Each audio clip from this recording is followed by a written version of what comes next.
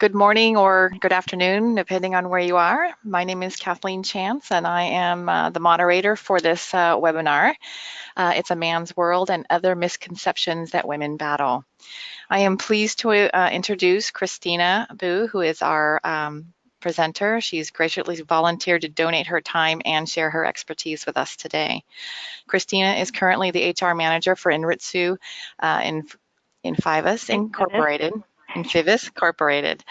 She started her HR resources background as a work study student 22 years ago while attending Muhlenberg College in Allentown, Pennsylvania. She graduated in 2001 with a bachelor's degree in psychology and has worked in human resources ever since.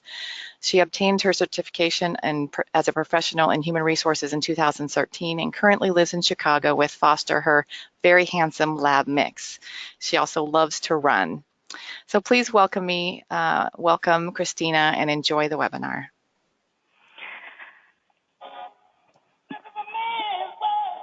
Hi there, everyone. Thanks for joining me today and talking about this topic. You can kind of hear the music in the background. I've got some James Brown playing, and that very, very telling line that this is a man's world, but hey, it wouldn't be nothing without a woman or a girl. So what I kind of want to go through with you today is these topics here. We've got an agenda, brief history on women's lib rights and where we are today, the battles that we fight and what we can do to make it better, and then I'll leave some time at the end for some questions and answers. So where do I start? Okay, so I kind of wanted to start out by confirming that we are seeing change in the world. With the influx of more women in Congress, like Alexandria Ocasio-Cortez of New York's 14th Congressional District, more women CEOs like Michelle Buck of Hershey Company from back in my home state in Pennsylvania. She is Hershey's first female CEO. We've got Ruth Bader Ginsburg, who fought for both civil rights and gender equality. And then also the former CEO of PepsiCo, Indra Nooyi, who was just the keynote speaker of last week's conference. We've got activists like Malala, who helped progress education in Pakistan for women. There absolutely has been progress in our time, but this has been a long journey for us, and we still have much farther to go. So just a brief history of women's history at a glance. This is what we've achieved so far. In 1920, we were given the right to vote, which, the fight started back in 1848 when the first Women's Rights Convention happened. So it's like 72 years since we were given the right to vote, at least. Back in 1963, there was the Equal Pay Act, which was led by the Commission on the Status of Women to make it illegal to pay different wages to men and women who are working the same job. And you can kind of see that this fight is still ongoing with suits like the U.S. women's soccer wage discrimination suit. Also, Nike had a similar situation, sexual discrimination suit, and gender pay wage gap discrimination as well. Back in 1964, there was a Title VII of the Civil Rights Act, which gave the right to everyone to have a job, regardless of what race or color or religion or sex or national origin you were. In fact, not only that, but back in 1972, there was a Title IX of the Equal Opportunity Act in education, which stated that no person in the United States shall, on the basis of sex, be excluded from participation or be denied in the benefits or be subjected to discrimination under any education program or activity receiving federal financial assistance. In fact, in 1972, Title IX gave us the right to an education equal to that of a man. So no longer were women corralled into home economics courses and home management, but we were given the right to higher education, and we weren't turned away from school or forced to drop out if we became pregnant, and we were given the opportunity to play varsity sports and earn athletic scholarships because of that education. In addition, back in 1978, talking about being forced to drop out of school because you were pregnant, we were also, the Pregnancy Discrimination Act of 1978 was also passed. It became a United States federal statute. So it's in addition to the Title VII of the Civil Rights Act, which prohibits sexual discrimination on the basis of pregnancy. That led the way so we could still not only work, but still also provide for our families. In 1994, and this is a touchy subject, but 1994, the VAWA Act, the Violence Against Women Act, became law as part of the Violent Crime Control and Law Enforcement Act. It provided funding for programs that help victims of domestic violence, rape, sexual assault, stalking and other gender-related violence. And then, this was also reauthorized in 2000, in 2005, and 2013. However, this became defunded just this year in February 2015. Not going to name any names, but we know who did that. Anyway, in 2009, the Lilly Ledbetter Fair Pay Act was also passed, and a part of the Obama administration had a very important role in this, but also because of this, is because of Ruth Bader Ginsburg, who had argued for equal rights for women as an attorney, but as a justice, she also argued just as eloquently behind the bench, setting the stage for this legislation, which states that because Lilly Ledbetter, she sued Goodyear Tire Company, that she was being paid discriminatorily. So she started out having the same wage rate as her male counterparts or her male coworkers, but at the end of her tenure, she realized that she made thousands less a year than other men at her job. But because she claimed that this was because of discriminatory employee evaluations, she sued them based on this Title VII of the Civil Rights Act. And how this works is that every time that she got a paycheck, it restarted the clock, because there was a statute stating that every 180 days, you only have that amount of time to file suit. But with every paycheck, she could say, hey, these are the number of counts that this has happened to me. Why am I getting paid differently for everyone else as my male counterparts? And then 2013, the U.S. military actually removed the ban against women serving in combat positions. And we will see what happens in the next couple of years with that. In regards to working women, I kind of wanted to show where we are right now, women in S&P 500 companies. So S&P 500 companies are like Amazon and Facebook, Kellogg's, J.M. Smucker, Kraft Heinz, Johnson & Johnson, Coca-Cola. All those companies are S&P 500 companies. And this is where we are right now. So women make up 44.7% of the working women in those companies. And as you can see, as much as the category of levels of leadership go up, there are fewer and fewer females represented. So that at CEOs, and back in just 2019, when this was updated, only 4.8% of CEOs were women. In the food industry alone, you can see that there are 49% of total women in the food industry that work in that category. And in the C-suite, it's actually a little bit greater. So there's 23% of women who work in that C-suite. So the executive level in the food industry alone, there's more women that work there instead of the entire workforce. We got 23% that are there. And this is back from 2017 standards. So what about us? So this is where we are. Now, as the FPSA, I got some stats from Elena and Kathleen. Out of the 1,500 members of the FPSA, 72% of them are male, and then 28% of them are female. So it's a much lesser percentage of women represented in our industry alone. And you can see that goes a little bit even further with my own company. We're at 25% of females represented for our company, with 0% represented in the C-suite. So we ourselves have room to grow. If my boss wants to give me a raise and make me a C-suite executive, I'd be more than happy to take that raise. Anyway, why is this all important? So there is an importance to gender diversity, and most of that is because having a gender diverse population drives better business performance. There are 20% fewer women than men in the food industry that reach the first promotion to manager. This is consistent beyond the food industry. Even more troubling, promotion rates for both men and women of color lag significantly behind those of their white counterparts. So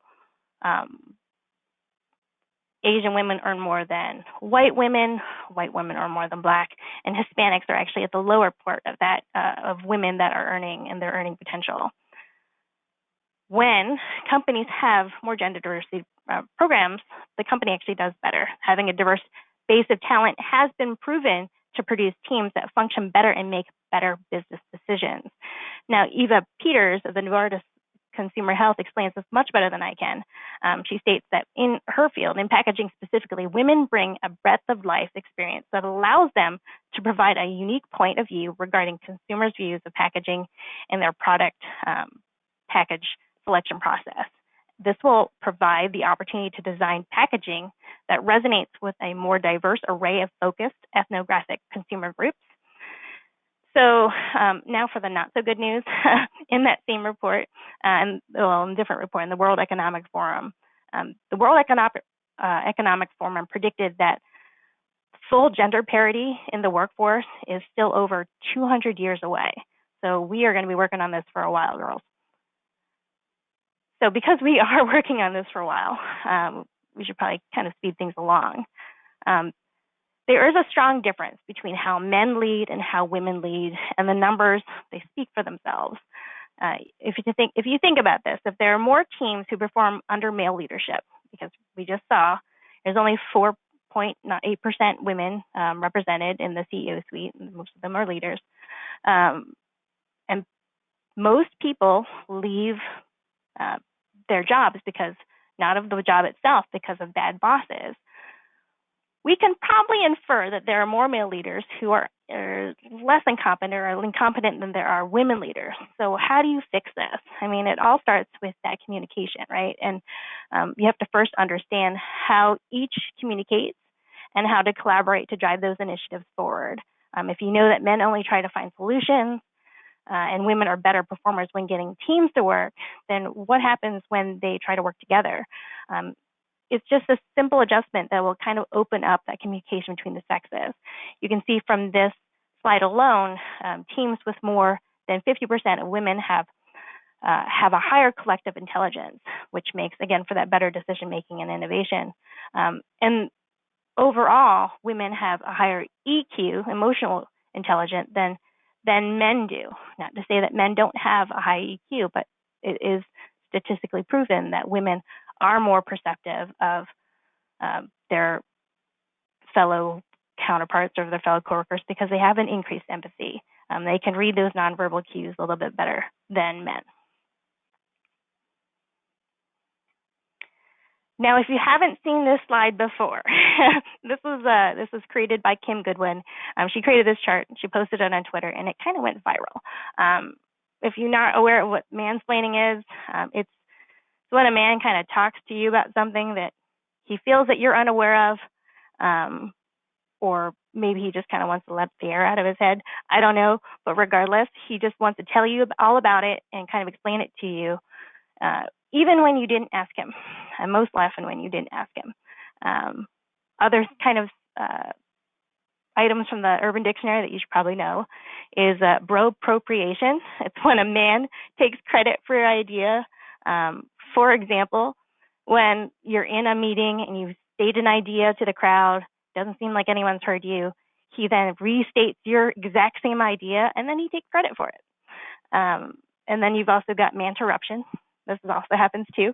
When you're having a conversation, and all of a sudden he interrupts you, or he talks over you, or he interrupts you. So when you've got these situations that happen, you have a company that wants a higher competency level in their employees.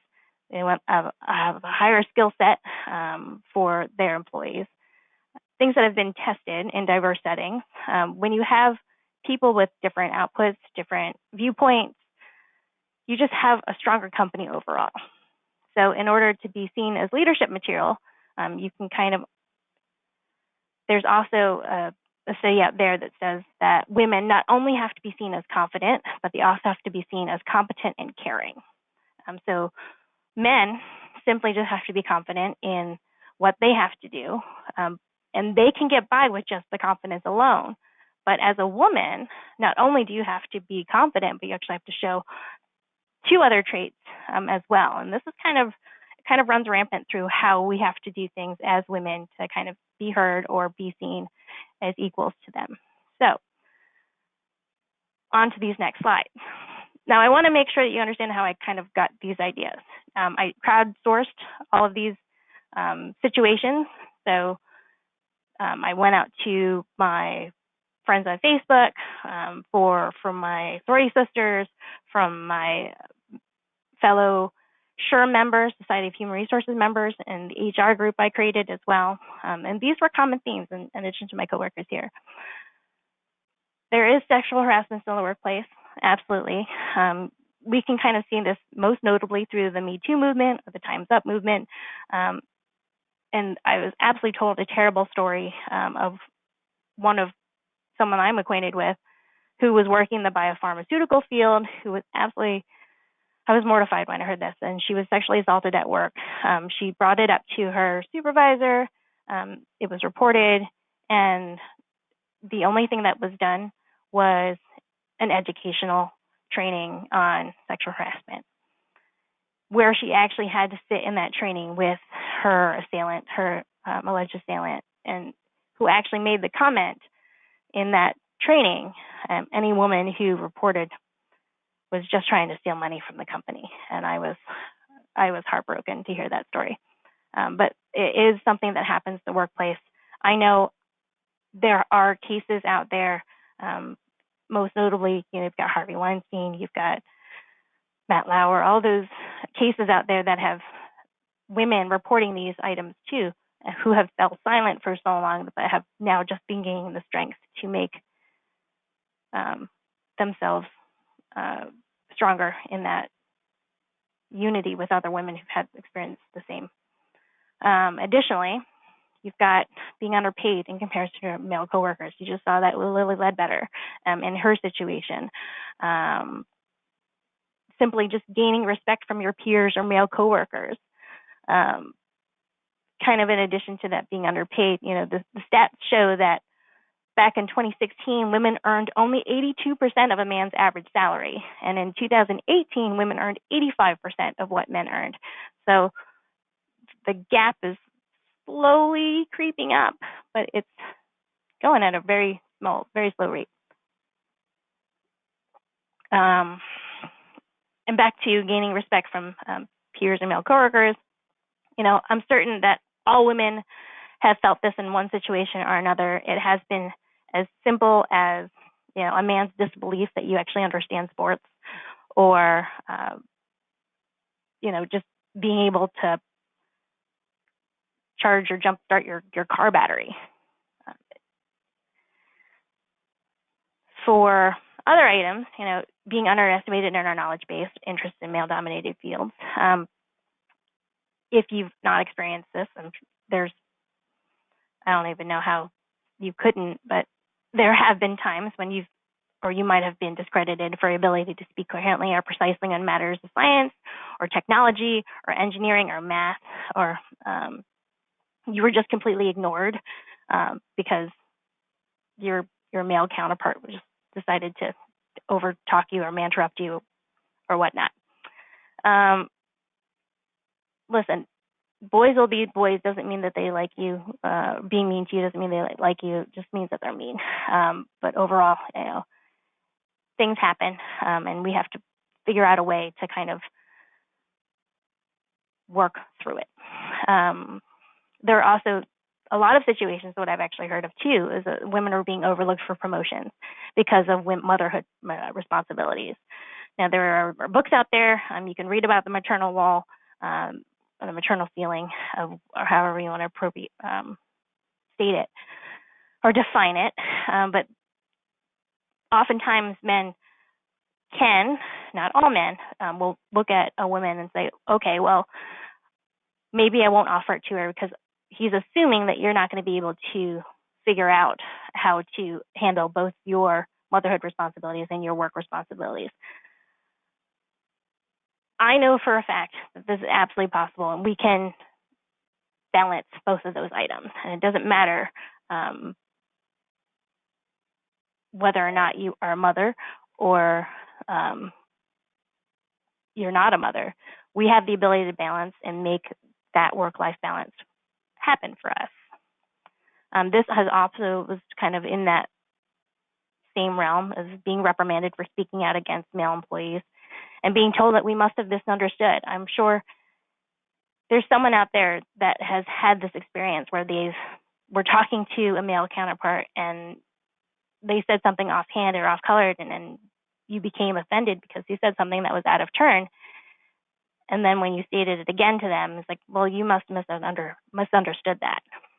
You might not have meant it that way. And it's possible you could absolutely have misunderstood what he meant, or he didn't phrase it in a way that you stated or you understood it. But we have to kind of address those items when they're in the room too. So anyway, and then the last one, I don't even know how many times this came up, but there were times when I sourced my crowd and said, hey, what have you done? What have you seen here? That women were seen as overly emotional, and then that counterpart had the gall to actually ask if it was that time of the month. It really made me mad when that happened. But anyway, how do we fight against it? Now,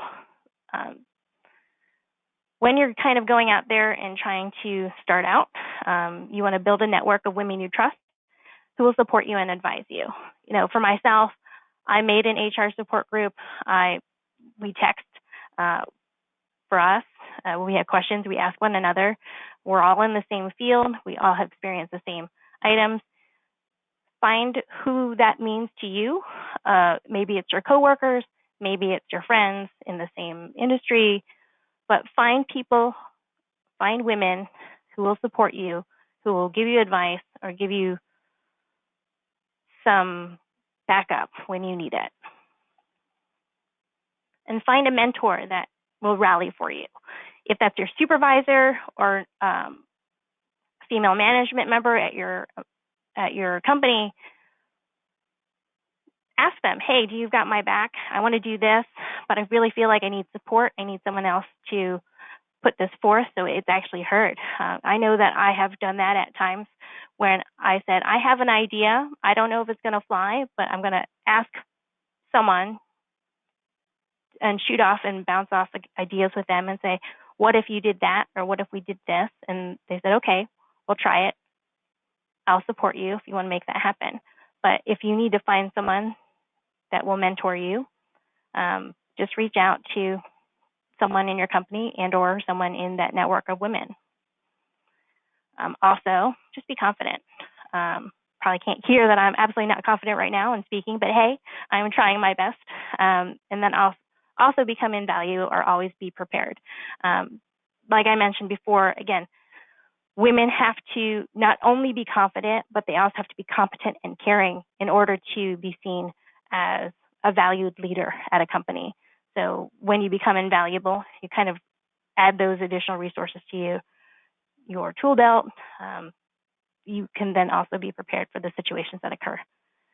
Also, lead by example. So if you are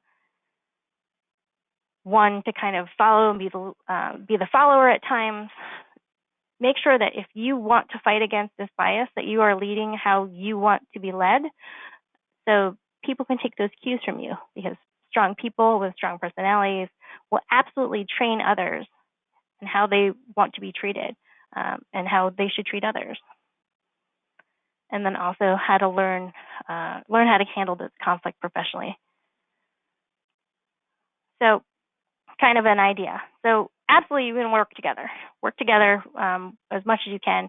Find that support group again.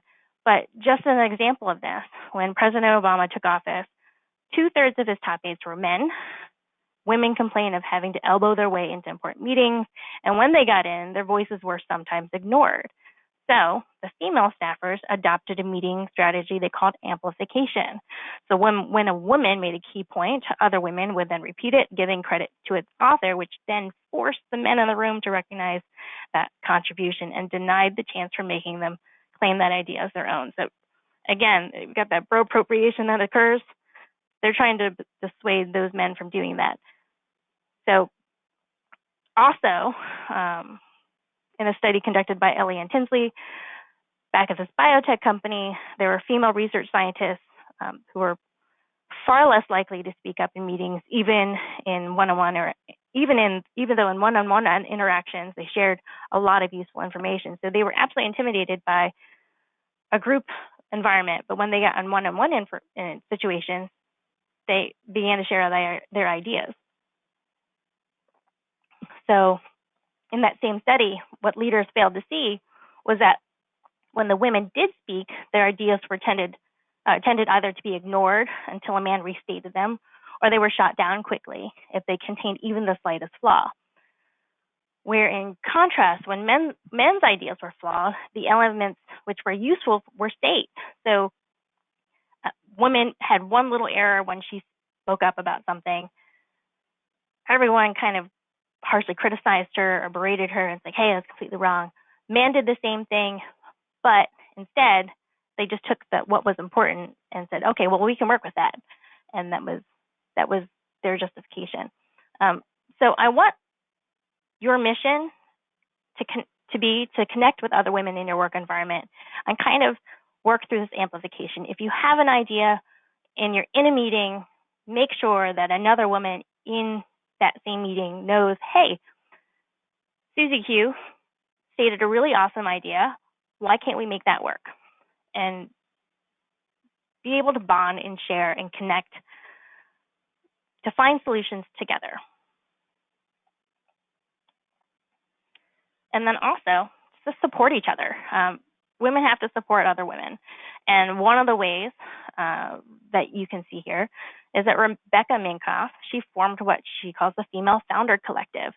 It's just a business of finding women it's a foundation which provides another way for other women business owners to collaborate with one another.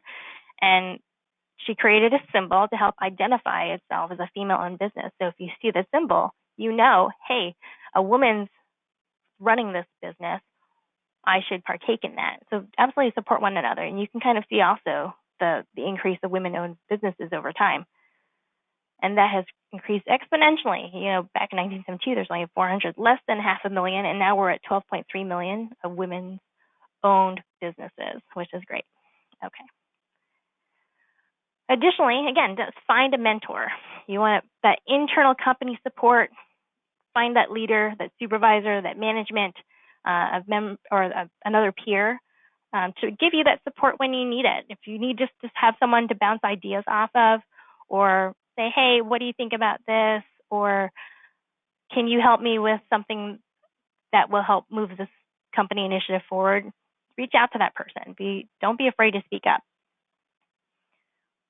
For external support, if you don't have someone, you're a one woman in your company, find other items. Find a women's networking group. There are plenty of moms groups out there or young professionals. Even here at the FPSA, we've got the Women's Alliance. Connect with one another. Reach out, talk, share your ideas, and support one another.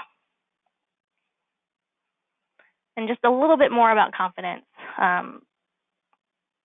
If you are feeling a little self-doubtful, because most women do, and we both often self-criticize ourselves, you just write down what you love about yourself and learn to be comfortable in your own skin. You gotta let go of any guilt or self-doubt and be in the present. Ignore the haters. Pay attention to everyone, and be kind. Actively listen, accept change, and be open to self-improvement. Allow your heart to define your path. Studies indicate that it is enough for a man to be confident alone, again, to indicate that he has leadership potential, and that women not only have to be seen as confident, but also be seen as competent and caring. So the best way that I know how to do this is to be authentic to my own beliefs, my own values, and my own aspirations. And then, competence is how good you are at something, but confidence is how good you think you are at something. Competence is that ability, and confidence is the belief in that ability. Tomas Chamorro Przmusic writes that the most competent people will exhibit much self-criticism and self-doubt, especially relative to their expertise. And if that doesn't describe a woman at all, that's just one of those things I hate you most. Again, become invaluable and always be prepared. It is pretty well known that in order to be seen as competent, women have to work harder to prove themselves, either by taking on more responsibilities or learning more skills to become more diverse. We have to continuously show a higher rate of competence than our male counterparts. So that means we work hard by staying up to date on player stats like Aaron Andrews or learning computer coding like Heidi Kloss in order for us to continue to be relevant and invaluable to our employers. Knowing more shows you know more. You're going to get that more responsibility, but you'll also be seen as someone who's going to take that initiative and be able to transfer those skills to others and become that leader that you want to be. So lead by example. When you show that confidence and you work hard, you're thorough. We have a value here that says strive for flawless execution, and I love that because we know you don't have to be perfect, but you have to at least try to make it seamless. To also be patient, to compliment people behind their backs. Now, I'm saying this because I know we're all going to talk. If you're going to say something, at least say something nice, and it'll get back to that person. So if you've got someone that you're working with who's done a good job on report, hey, did you see that report? Did a great job. You can say that to their face, but also state it to someone else, and that'll continue to get back to them. People will feel good about that. People will know, hey, she's seeing the positive things that I am doing, and she's taking note of it. That helps you also to become helpful and also help others and respect others. And then also be transparent. Everyone should know what you're doing and why you're doing it and for the reasons behind it. And then there are situations where you just have to be humble. Apologize for if in fact you've done something wrong, you said something wrong. Me, who's completely bumbling through this entire conference and the webinar, I apologize for that. But you lead by example. And then also handling conflict. Stay calm. When you have that conflict, that moment of, what they call a fool's choice, right? You have a choice of either being nailing it on the head and saying, I can't believe you did that, or you have the opportunity to stay calm and actually understand why it's happening.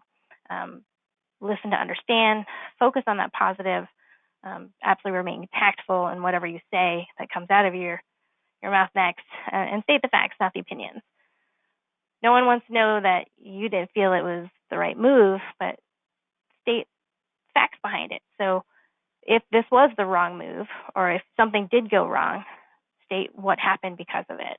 Attack the problem and not the person. Avoid blaming others, and focus on the future and not on the past. How to do that? Benenson and Wrangham believe that this might be tied to traditional gender roles in that conflict situation. Chimps and humans live in groups of both males and females. While males cultivate large friendship networks, females focus more on family relationships and a handful of few close friends. Partly researchers believe as a way to share the burden of raising children. The whole community gains when unrelated men successfully prevail against external groups. But in contrast, women gain more from family members and one or two close friends, which may help with childcare. So it makes sense in that light that women would reconcile more with these individuals and then men with larger number of unrelated same-sex peers. So men are there to kind of thwart off. And again, that solution solver versus women that really just want to work together and try to make sure that they're all working together as a whole to, in this case, rear children. Okay, so now for the harder topics. So what to do when you've been sexually harassed at work. So just so we're all on the same page, it is unlawful to harass a person or an applicant or an employee because of that person's sex harassment. Can include sexual harassment or unwelcome sexual advances, requests for sexual favors, and other verbal or physical harassment of a sexual nature. Harassment does not have to be of a sexual nature, however, and can include offensive remarks about a person's sex. For example, it is illegal to harass a woman by making offensive comments about women in general. Both the victim and the harasser can be either a woman or a man, and the victim and harasser can be of the same sex.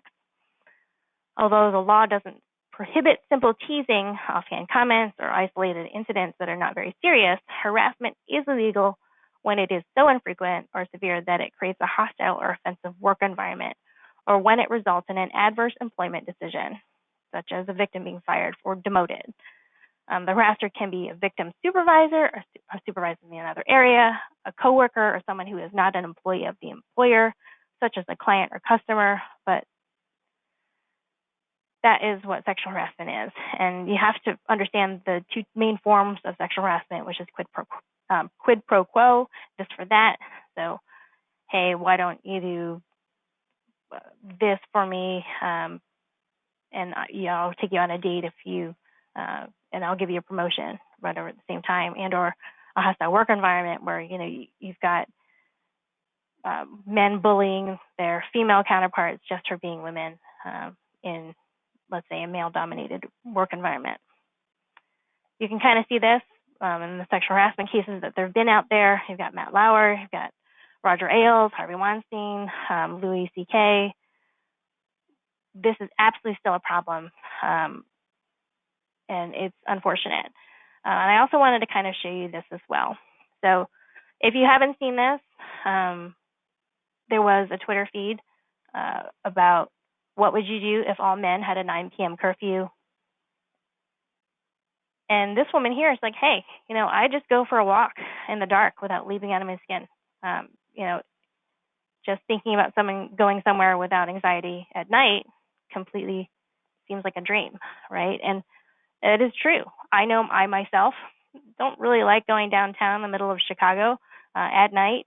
There's a lot of scary things that can happen, but my male coworkers probably don't have that same fear. And you can see here that they didn't even realize this was a fear. This gentleman by Dr. Beagleman here says, hey, I'm a white guy. I regularly visit other countries. I walk streets after midnight, listen to music on headphones, not even speaking the other language. Didn't even occur to him that being a man walking at night, that was a gender privilege. So if you're having that experience, they might not even know that they're doing those things that are wrong.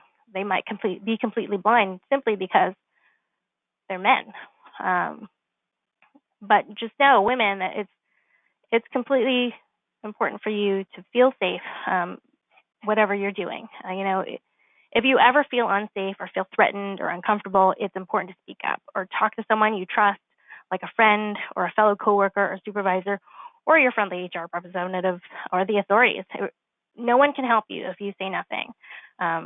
So there are things that you can do in the process. If you want to talk to the person directly, try to. If you think that they'll see reason, say, hey, I don't appreciate these advances. I work in a professional environment.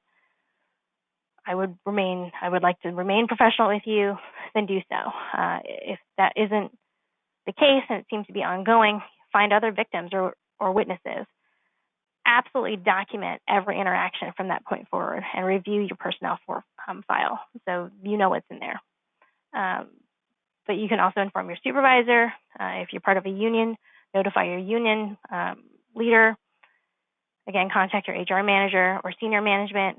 And if push comes to shove, talk to the EEOC. Make sure that you're also aware of the statutes in your statute of limitations in your state. You might have as few as 180 days from the date of the harassment to file that complaint.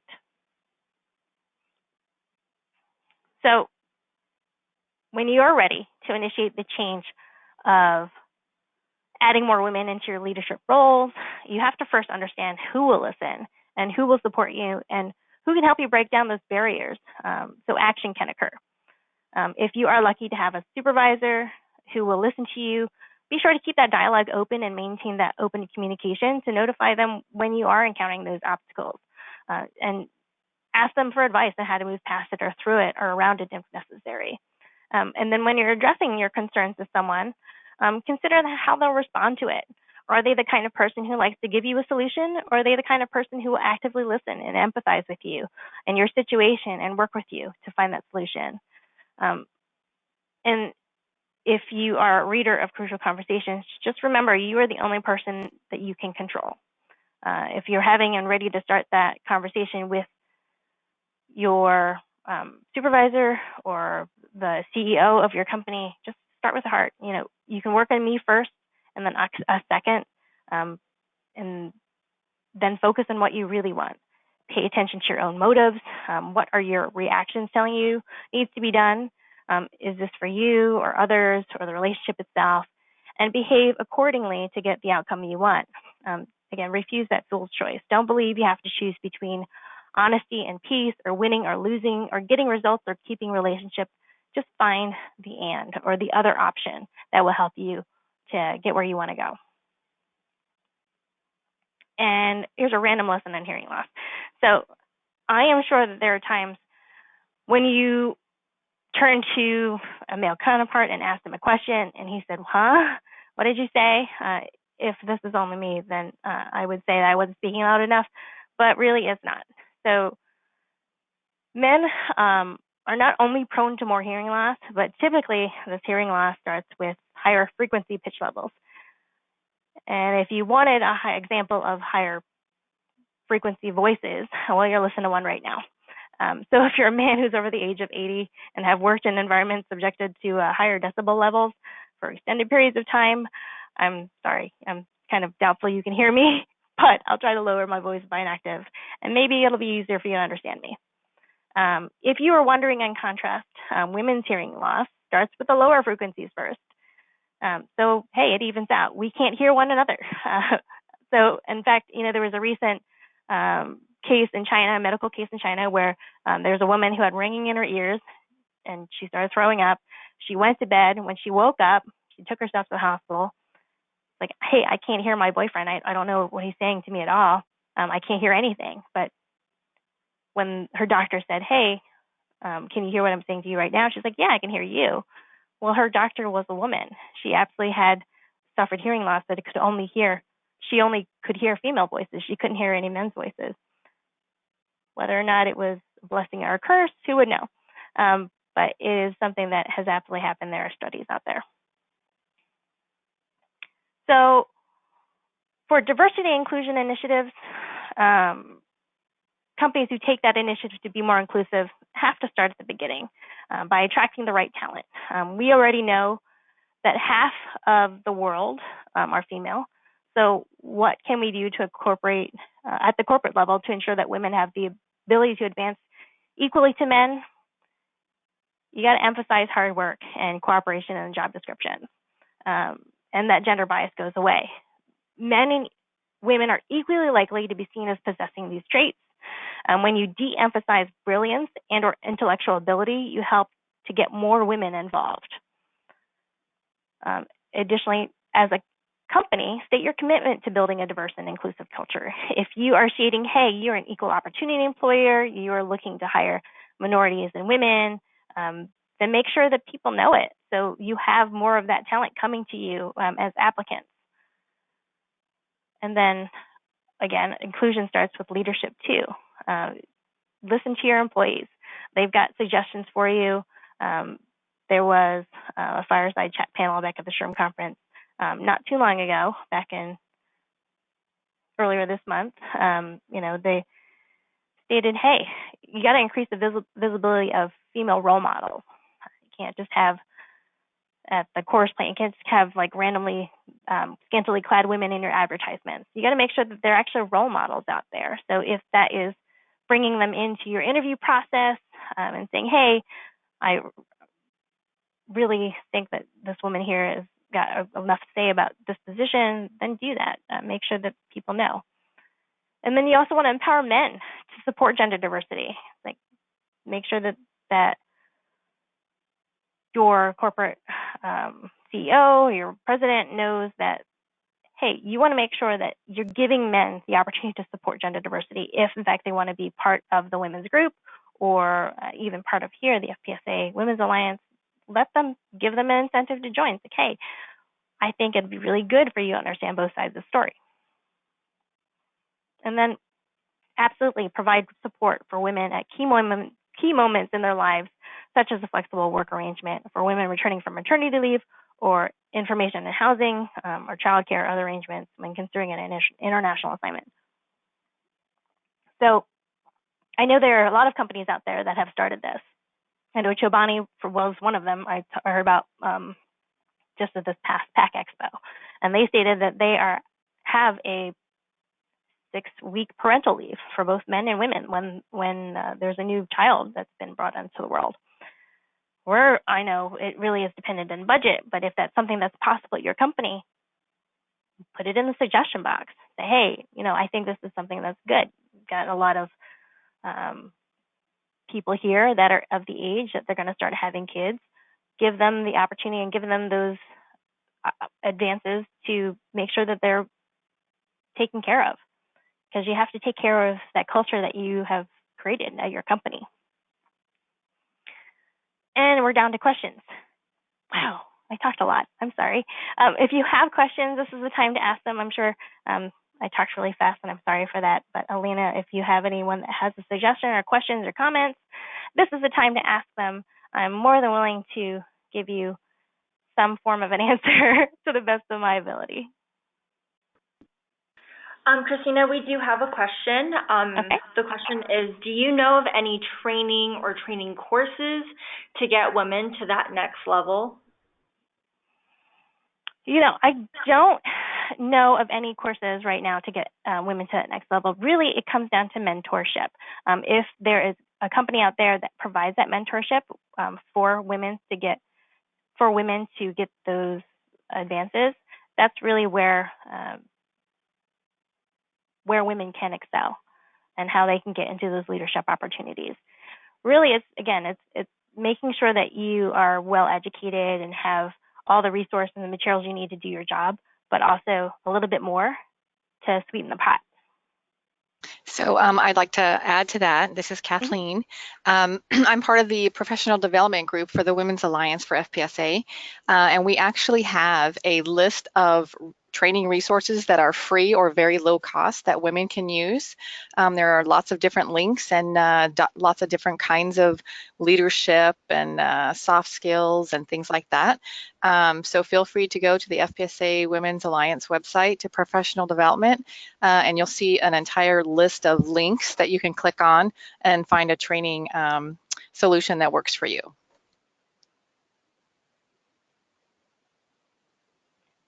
Any other questions?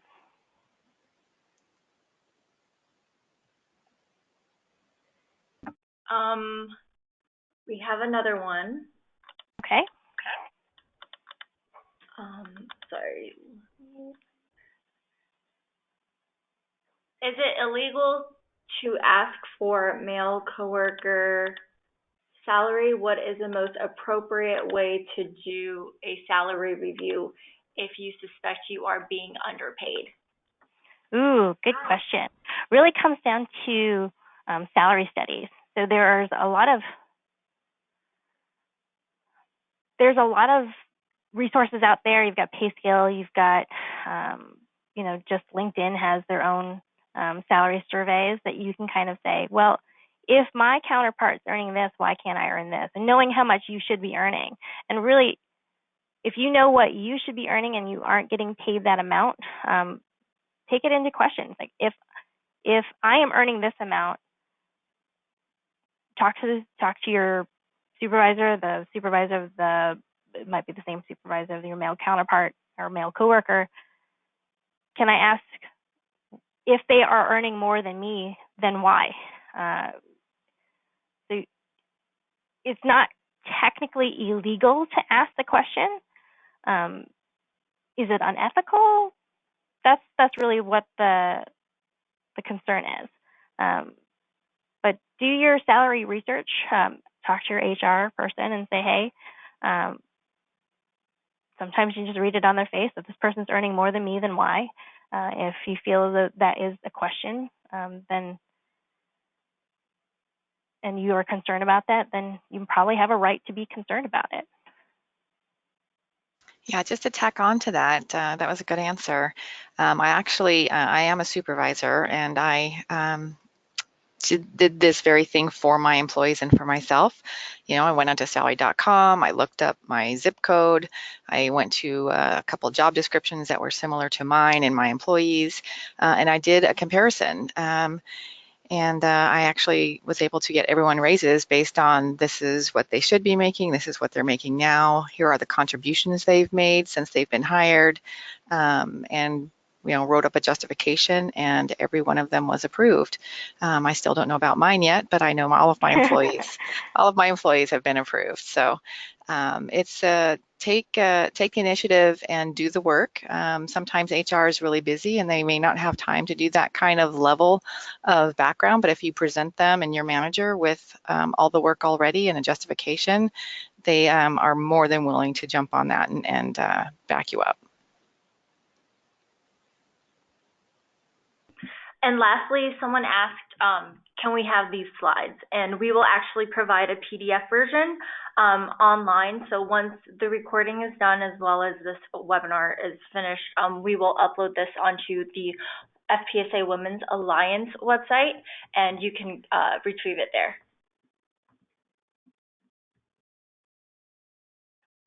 And it looks like that's about it for the questions. That's about it. So the question's great. So I have this little short here. If you haven't seen it, I'm just going to play it for you. It is super cute, but it does absolutely talk to what we've been talking about today in regards to gender bias and gender discrimination. So I'm just going to let this play.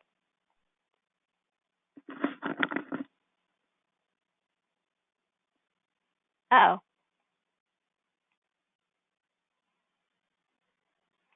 Looks like we have some technical difficulties. You find the bricks are on the outside. Oh.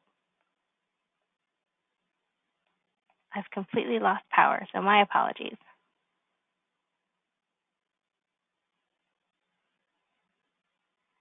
Anyway, if you want to check out the short, just look up Pearl and Pexar Shorts, and you can check that out online. Hopefully, this webinar was useful to you and was beneficial. Thank you for taking the time to spend with me in your lunch hour. And any questions, again, please reach out to Elena or Kathleen, and they will get back to you. Christina, thank you so much for taking time out of your day and for giving us this wonderful presentation. And I look forward to our next webinar, which hopefully will be in the next month or so. So we look forward to seeing all of the attendees here and maybe some more, depending on topic, of course. So have a great day, everybody.